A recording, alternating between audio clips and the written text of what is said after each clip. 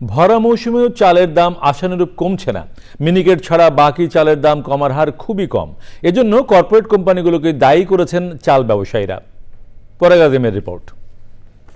এই ঈদে জামা জুতো অ্যাকসেসরিজের ডিসকাউন্ট।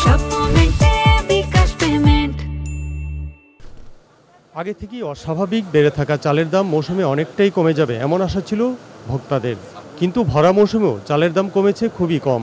চাল ব্যবসায়ীরা জানালেন, শুধু মিনিকেট চালের দাম কমেছে কেজিতে প্রায় 10 টাকা, ব্রি 28 চালের দাম কমেছে কেজিতে 3 থেকে 5 টাকা। বাকি চালের দামে কোনো সুখবর দিতে পারেননি তারা।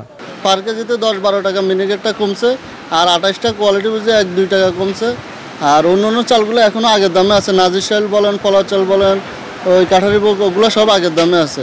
মিনিকেট চাউল মনে করেন যে প্রায় 85-86 টাকা হয়ে গেছিল। এখন মনে করেন ভালো মানের মিনিকেট 75-76 টাকা, তাহলে কেজিতে 8-10 টাকা।